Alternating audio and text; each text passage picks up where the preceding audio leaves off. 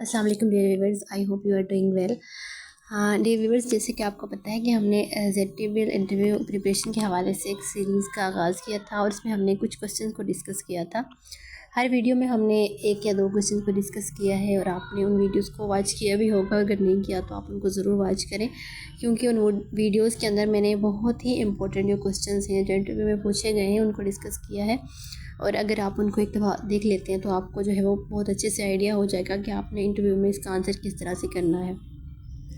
और dear viewers, आज की वीडियो में हमने जो है वो एक और इम्पोर्टेंट क्वेश्चन डिस्कस करना है जो कि मोस्टली पूछा जाता है। अक्सर इंटरव्यू में ये क्वेश्चन किया जाता है कि आपने जो डिग्री की है, मतलब जिस बेस पे आपने अप्लाई किया है इस जॉब के लिए, MCO की जॉब के लिए, तो वो डिग्री आपकी जो है वो ZTBL के साथ कैसे रिलेट करती है। ये क्वेश्चन बहुत इंपॉर्टेंट है। मतलब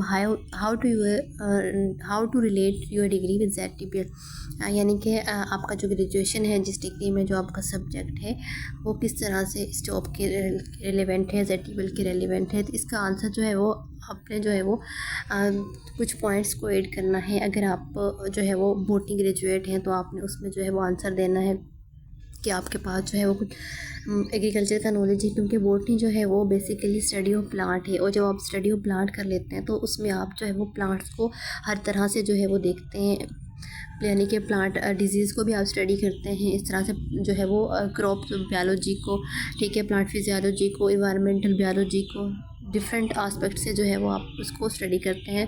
तो अगर आप एक बोटनी ग्रेजुएट हैं तो आपको आइडिया हो जाता है कि आपने किस तरह से जो है वो एक फार्मर है जो है उसको किस तरह से आपने गाइडलाइन देनी है कि वो किस तरह से अपने क्रॉप को जो है वो डील कर सकता है।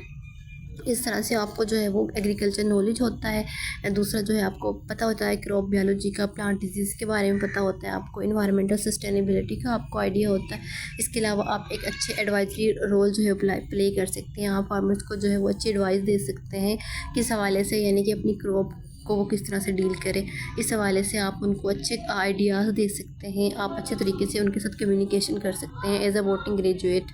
और आप उनको ये बता सकते हैं कि उन्होंने किस तरह से जो है वो अपनी क्रॉप को मैनेज करना है, यानी कि सोइंग से लेके हार्वेस्टिंग तक किस तरह से अपनी क्रॉप के साथ जो है उसने डील करना है। तो एज अ बोटनी ग्रेजुएट आप उनको इस तरह से बता सकते हैं।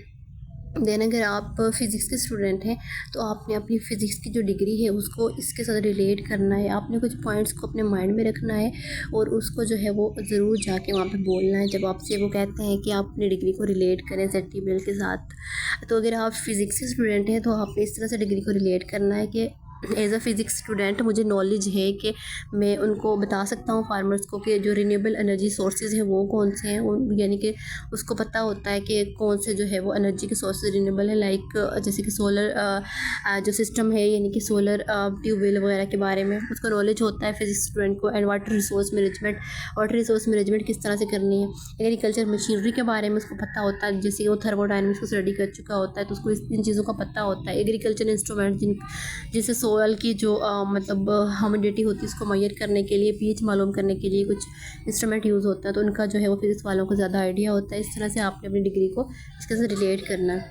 अगर आप मैथ के स्टूडेंट हैं तो आपने जो है वो इस तरह आपने बताना है कि एज अ मैथ स्टूडेंट जो है वो मुझे ज़्यादा आइडिया है कि मैं जो है वो फाइनेंशियल एनालिसिस कर सकता हूँ, ठीक है।